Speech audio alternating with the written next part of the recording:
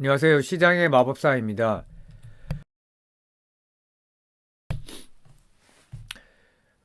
애널리스트가 극찬한 나쁜 주식이라고 이렇게 타이틀을 지어봤는데 주가가 이제 좋지가 않죠. 하이브가. 근데 이제 리포트를 보면 BTS가 이제 뭐 매출이 뭐 2조가 나올 거다. 뭐 공연이 80회 이상이다. 다 극찬만 했는데 주가가 급락을 하고 있단 말이에요. 근데 반등은 또 약하고. 그래서 저도 사실 잘 몰랐습니다. 근데 조사하다가 알게 됐는데 그래서 애널리스트가 확실히 이걸 몰랐을 일은 없단 말이에요. 근데 애널리스트가 이렇게 뭐 회사와의 관계 등 뭐 여러 가지가 있기 때문에 이렇게 냉정하게 이제 적지를 않는 것 같아요. 몰랐을 일은 없고. 그 3대 리스크라고 제가 이제 지어놨는데 사실상 이게 제일 크죠. 이타카홀딩스, 하이브 아메리카의 이제 핵심 기업인데 핵심 자회사죠. 근데 이제 아직도 8,200억 영업권이 있다.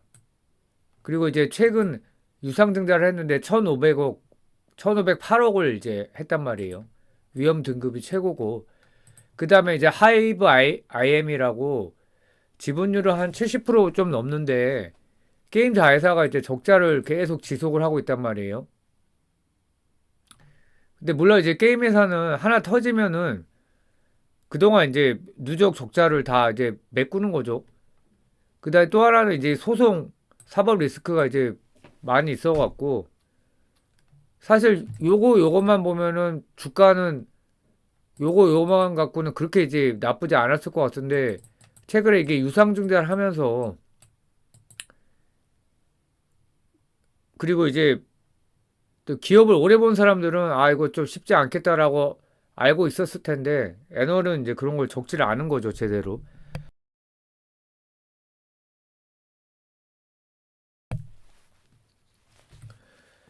그래서 장부상 거품과 실질적 적자. 어, 그래서 작년에 이제 어, 영업권 8,200억 중에 이미 2천억 원을 손상차손을 했는데 비용 처리했는데 이제 남은 게 6천억인데 추가로 이제 상각할 수가 있다는 거죠. 이게 후덜덜이죠. 그 다음에 영업 적자가 막 2천억, 3천억씩 나오고 있어요.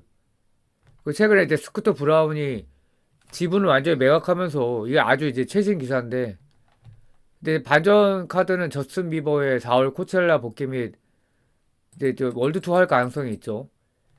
그 다음에 하이브 IM 얘도 이제 적자 규모가 200억, 277억, 작년에 450억. 그럼 누적으로 이게 얼마입니까? 400억, 거의 900억 이상이죠.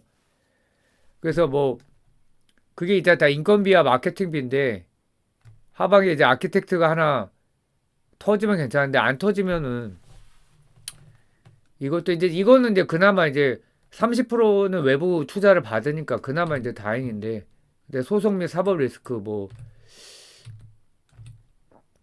그래서 최근에 이제 두 가지 악재가 뜬 게 있었는데 자사주 처분과 하이브 아메리카 추가 유중인데 이때 주가가 살짝 밀렸어요. 그 자사주를 소각을 해야 되는데 처분했다는 거죠. 근데 이제 어 주식 발행 수에서 그 비중은 굉장히 미미했어요. 근데 이제 문제는 처분 가격이 29만 9천 원이니까 이게 이제 박스권 상단이 돼버리는 효과가 발생을 한 거죠. 그러다가 하이브 아메리카 추가 유증 기사가 났습니다. 근데 사실상 이타카 홀딩스고 1508억 이게 이제 너무 컸던 거죠. 끝난 줄 알았는데 그래서 밑빠진 독에 물붓기를 해석하면서 급격히 나빠진 거죠. 이게 이제 뭐 1조 넘게 이제 들여서 인수를 했는데 작년에 2천억 원의 이제 영업권 손상 차손을 반영해서 끝난 줄 알았는데 이제 1,500억 현금이 수혈됐다. 근데 이제 이 내용을 살펴봤을 때는 영업권 추가 상각이 나올 가능성이 높다라고 판단이 되거든요. 근데 애널리스트가 이걸 몰랐을 리는 없고 근데 뭐 애널리스트 탓을 할 수 있나요? 뭐 자기 돈은 자기가 지키는 거니까. 그래서 이제 자회사 부실에 계속 들어가니까 이게 이제 자사주 매입이나 현금 배당 이런 걸로 안 되는 거죠. 그 영업권 손상 차손이 뭐냐면 영업권은 이제 일종의 이제 프리미엄, 뭐 권리금 이런 거죠. 자산 가치보다 비싸게 주고 사는 건데 근데 회사의 가치가 그만큼이 안 된다고 인정하고 그 차액을 영업의 비용으로 털어내는 겁니다. 그러면 이제 영업이익에서는 문제가 없는데 연결로 잡히니까요. 순이익에서 이제 왕창 깎이는 거죠. 그 한 번 깎은 영업권은 나중에 회사가 다시 잘 나간다 해도 환입이 없다.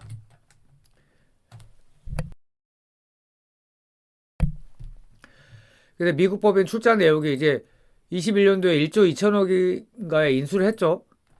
그 170국 됐다가 23년에 3,500억. 와, 너무 컸죠. 1689억, 410억. 점점 줄었는데 지금 이제 갑자기 또 1,500억으로 확 늘은 거죠. 이게 마지막일까라고 시장이 의구심을 품는 거고 충격을 받은 거죠. 그 하이브 아메리카의 재무 정보를 보면은 매출도 별로예요. 이제 물론 늘긴 했었는데 또 줄었고 매출이 아니죠. 이거 자산 총액이고 뭐 어쨌든 늘긴 했네요. 근데 이제 순손실이 이게 순손실이에요. 그 7,957억 795억 그러다가 1,400억 어, 작년에 이제 3,200억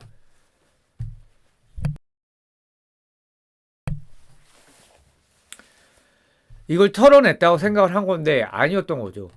그래서 이제 사업 구조를 개편했다고 하는데 하이브 아메리카를 이타카는 이제 아티스트한테 수수료를 떼는 건데 레이블로 바꿨다. IP 직접 소유로. 그래서 저스틴 비버나 아리아나 그란데인데 그 영권 리스크의 진앙지다야. 근데 아리아나 그란데는 이미 이탈했고요. 그 QC 미디어도 있다. 힙합 전문 레이블이다. 뭐 하이브 뭐 저팬이라고 해야 되나요? 하여튼 캐치 아이가 여기 이제 속하고요. 그 다음에 하이브 라틴 아메리카 이제 주요 IP가 신규 IP가 산토스 브라보스가 이제 데뷔 예정인데 21년에 이제 1.2조에 인수했는데 근데 이거는 이제 제가 좀 뭐 살펴보다가 이제 관뒀는데 이것도 왜 이렇게 비싸게 산 거냐 의혹이 좀 있단 말이에요. 뭐 정말 몰라서 그런 거냐. 그래서 그 아티스트 매니지먼트 권한이고 음원 권한이 있고 그런 건데 말이 많았죠. 어, 영어권 이제 영어권의 가치를 깎아냈다. 어, 하이브 영업이익이 이제 73% 폭락한 건데 이게 미국 법인의 적자와 구조조정 비용 때문이다. 손상차손은 영업의 비용이지만 미국 법인은 뭡니까 연결로 잡히기 때문에 이제 깎아 먹은 거죠. 근데 왜 이렇게 하이브 아메리카가 실적이 안 좋았냐? 아리아나 그란데나 제이발빈 등 핵심 그 아티스트가 이탈했다. 매니지먼트 계약을 종료하거나 별도 법인을 세우는 등 스쿠터 브라운 체제에서 벗어났다. 그러니까 IP를 우리가 소유하고 있었던 게 아닌 거죠. 케이팝처럼. 그리고 저스틴 비버가 나 아프니까 못하겠다. 그러니까 한국처럼 굴리는 시스템이 아니라 얘네한테 이제 수수료를 떼는 거였고 아티스트가 갑이었던 거죠.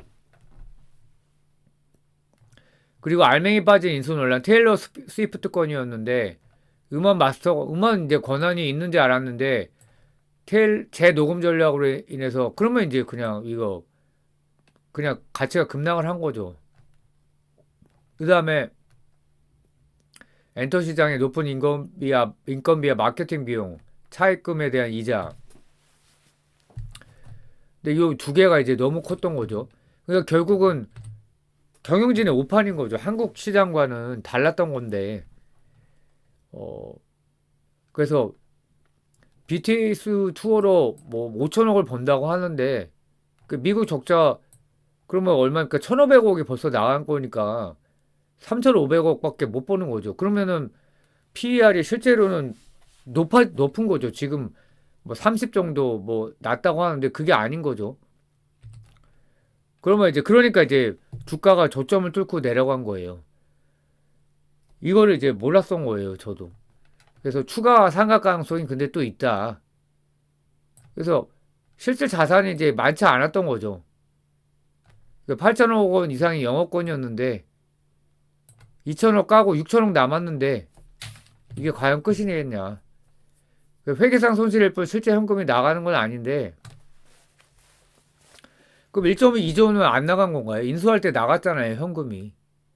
그럼 여기서 이제 뭔가 이익 창출을 해야 되는데 아티스트의 성적이 또 부진하면 근데 이제 이 아티스트가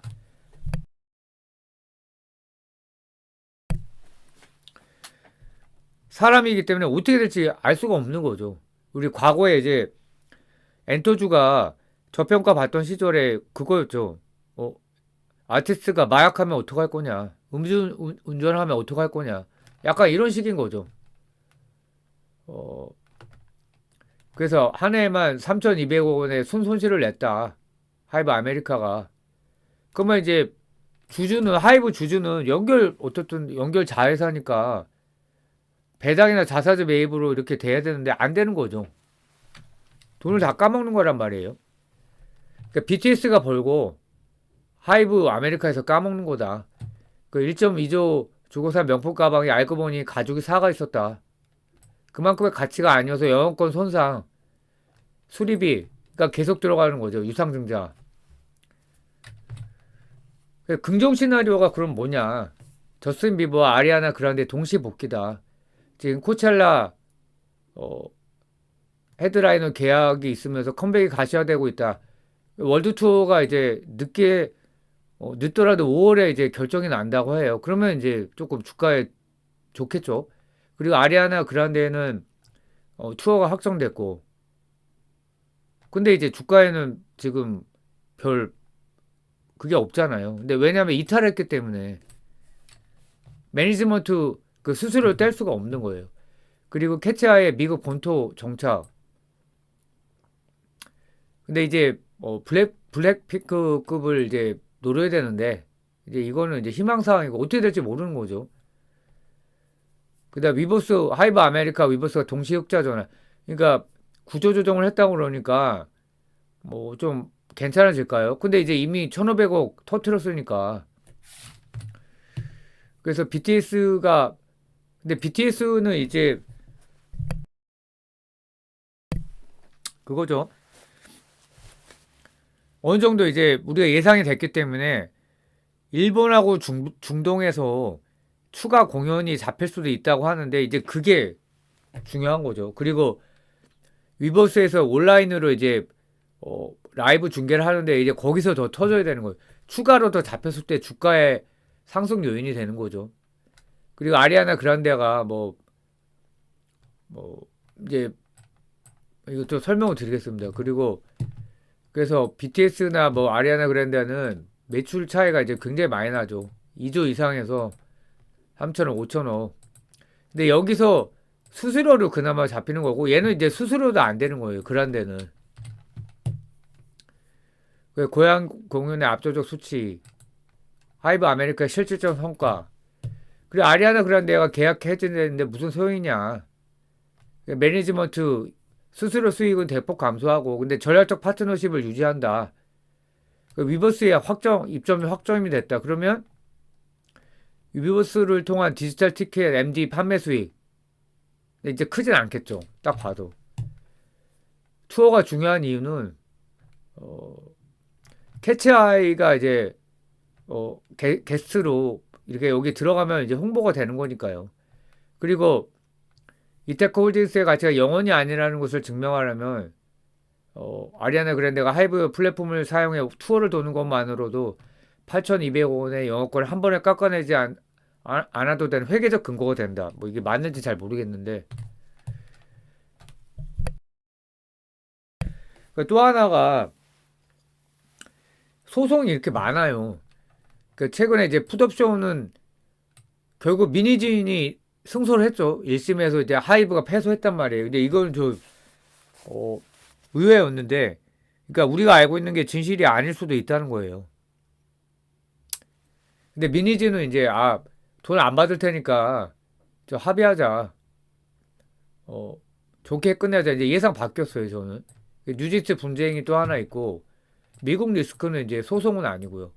근데 방시혁 관련해서 그러니까 이게 투자 대상으로 적합하지 않다 이런 생각이 좀 솔직히 들어요. 그러니까 어도미 뉴진스 관련 소송이 있다. 그래서 하이브 아메리카 뭐 재무 리스크 이제 추가로 이제 손상 리스크가 있고 스쿠터 브라운이 주식을 전량 매각하면서 완전히 결별했다. 근데 방시혁 의장 사법 리스크 이게 상장 전에 뭔가 이제 구라를 쳤다는 거죠. 어, 그 해외 법인과의 거래 자금이 자금 흐름에서 탈세 여부. 그래서 어, 일단은 이제 그때 미니진 사태가 일어났을 때 저는 이제 그 생각을 했어요. 미니진이라는 사람이 이제 문제가 있지만 경영자라면 이제 이거를 잘 컨트롤하는 게 이제 그게 능력이기 때문에 거기서 이제 레이블 체제가 문제 있는 거 아니냐 매번 이런 문제가 발생할 어떡할 거냐 이제 거기서 이제 할인이 들어간 거죠. 거기다가 이제 방시혁 의장이 이제 뭔가 구리단 말이에요. 내용을 봤을 때. 그래서 게다가 이제 게임 자회사가 이제 계속 적자가 누적되고 있어요. 210억, 277억, 작년에는 400억. 한 방 터진다고 해도 그 한 방 해서 이제 뭐 1000억 벌었다고 합시다. 그 다음은 또 어떻게 되는 거죠? 그러니까 좀 별론 것 같아요. 뭐 인건 대부분이 게임 회사 인건비라고 하죠. 마케팅 비용이라.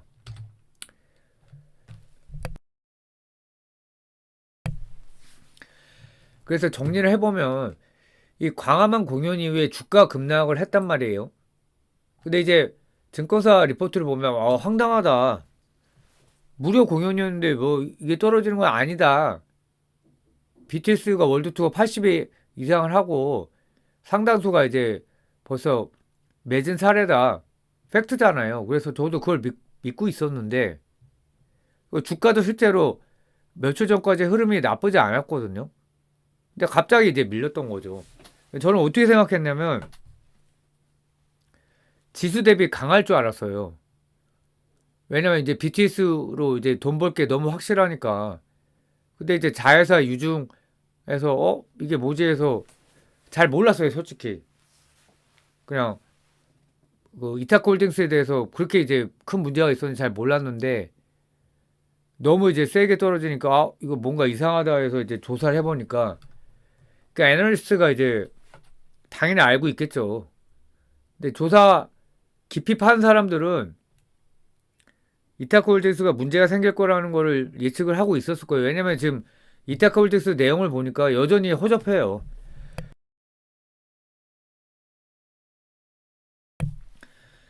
이제 믿을 거는 저스틴 비버밖에 사실상 없는 건데 아니면 이제 라틴 그룹이 어 라틴 신규 IP가 대박을 터뜨리거나 뭐 캐치 아이가 대박을 터뜨려야 되는데 그거는 솔직히 좀 모르는 거잖아요. 그래서 시장은 하이브 아메리카 유종을 알고 있었다라고 그렇게밖에 해석이 안 되는 것 같아요. 그러니까 보통 주가에 답이 있다는 얘기를 많이 하고 있잖아요. 근데 이번에도 참 무섭게 알고 있었구나. 그래서 돈 벌기 쉽지 않은 나쁜 주식이다. 상승시 반등이 약하고 하락은 동행을 하고 있다. 반도체가 하락한 다음에 급등할 때 반도체는 급등을 하는데 얘는 아니잖아요. 그러니까 여기서 이제 앞으로 어떻게 될지 모르죠. 근데 저는 이렇게 될 것 같아요. 상승시 반등이 약하고 하락은 동행할 거다. 그러니까 지금 애널리스트가 많은 이제 리포트에서 다 굉장히 긍정 편향이고 PER이 이제 하이브 역사적 PER로 봤을 때 굉장히 낮은 쪽이다. 근데 이제 그게 아니라는 거죠. 또 이제 이미 1,500억이 들어갔으니까 5천억 번다 그러면 5천억에서 1,500억 까야 되는 거고요. 그 다음에 손상 차손이 또 잡힐 가능성이 꽤 있다. 아니면 다행인데. 그래서 좋은 주식이 많은데 투자 대상으로는 조금 적합하지 않다. 돈 벌기 상당히 스트레스 받을 것 같다. 이제 그렇게 결론을 내렸습니다. 감사합니다.